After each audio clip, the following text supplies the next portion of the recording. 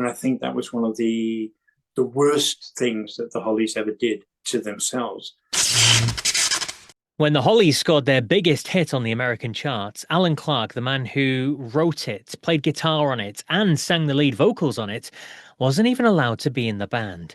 In this clip, the former Hollies frontman opens up about how a solo album request led to him being forced out of the group just before the song exploded in the US.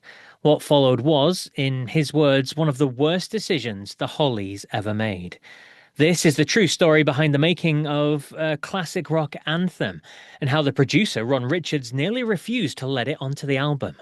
I'm Paul Stevenson from VRP Rocks, and this is Allan Clarke.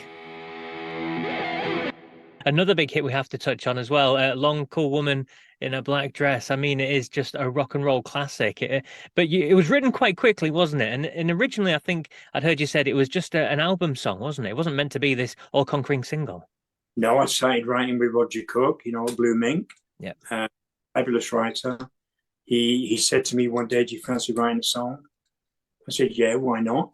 We met at the producers for Air producers. That was George Martin, Richards, and I forget who the other two are now. But we went to their offices and sat down in the basement where there was a piano, which wasn't touched. I took my guitar down, my little tablet, and I said, "Well, what have you got any ideas?" He says, "Well, I've got this one idea." It hadn't got it there completed or anything like that. So, I would have done it. Or my name wouldn't have been on it, let's put it that way. So I had my guitar and I started doing a sort of a rhythm. And then he said, "I'd like to make this song about a detective in America, that gets involved with this woman." And we worked our way through it to get to the point where it was Long Cool Woman in a Black Dress with my intro and my guitar chugging away there all the way through it, which is one of the main things in the actual whole song. But it was done in a way that it came very quickly. When I say quickly, it was about half an hour to 3/4 of an hour. And in that, we drank a bottle of brandy. So we weren't that serious about it was going to go anywhere. But I took it to the boys, and again, it was in the studios, and I played them this, and says, "Oh, that sounds really good." We were doing the Distant Light album. So Tony said, "Well, you can play it, you play it." I know why he said that now. But anyway, I put my guitar down with Bobby on drums and Bernie on bass. And then I did a vocal, I did two, and we picked the first one and in the mix. Tony put some more rhythm guitar on it to keep it together. Ron Richards didn't produce it. There was no harmonies on it. We took it into the engineer. The engineer said, "I put some slap echo on it." We hadn't even mixed it, So I put some slap echo. "Tell me what you think." He said, "That's it. Just leave it. And don't do any more." Ron Richards heard it the day after, and he says, "You've got to take the slap echo off." I said, "I'm not doing that." He says, "Well, it's not going on the album." I said, "No, you can't say that. It's got to go on the album." And he said, "Well, okay, then I'll go on the album with the slap echo." He said, "No one will understand what you're singing." I said, "It's rock and roll, So anyway, I'd left the group. Again, it's one of those things where I want to do now. I was writing with Roger Cook.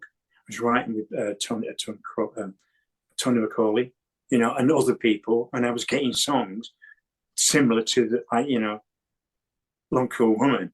And I'm thinking, I think I'll do a solo album. "Guys, I want to do a solo album. Is that all right?" "No." "Oh, well, why not?" "Because if you do that, you'd be like Graham, you'll leave." So I said, "I won't leave. I don't want to leave. I just want to do a solo album." He said, "Well, if you do that, you'll have to leave the group." So virtually they sacked me. Wow. And So, I was going to say the story behind that is that the song then got later released after you'd left the band. yes, and it was number 2. Well, I got a guy around me from America and said, "I want to publish this song that you've written called Long Cool Woman." I said, "Well, why?" He says, "Well, it's going up the charts. You need someone to look after it." I said, "Okay." And then when it had reached number 2, I thought, well, maybe I should be going out and actually doing this promotion. So I did get in touch, and they said, "No, you can't do that." And the Hollies went to America with, forget his name now, but they had another singer. I must put this in that they had hits with this singer. he was Swedish, and his English was not all that good. But anyway, I didn't get to America to do that, and I think that was one of the worst things that the Hollies ever did to themselves. Because if they'd have had me in the band when they went there, then it would have meant a lot more. It would have opened up the Americans to us to actually become bigger than we were because of that particular song. But because they wouldn't let me do that, I think, they let themselves down that one. But anyway, what happened was Tony came after a couple of years and said, look, we got to have you back. You just can't do it without you. So I said, I didn't want to leave in the first place, Tony. So really, maybe you've wasted 3 years, and I've wasted 3 years. So, okay, let's do it. Well, I got back and we had a hit. Yep. Right up until, the air that I breathe. And again, everything goes from that to the rest of history to this particular day. But Long Cold Woman was something which has gone on all the way through my life. It's been in, I don't know how many films it's been in. It's, yeah, ridiculous. But I can say that about The Air That I Breathe and Ian Heavy and a lot of other Hollies hits which have been in films. And that's good when you do that. Actually, a lot of people recognize you by seeing a film. Yeah. They go, oh, who is that? Oh, and they go out and buy records. So, yeah, life's funny in that way. Check out my full interview with Allan by clicking the link on the screen and subscribe to VRP Rocks for hundreds more of my conversations with classic rock legends.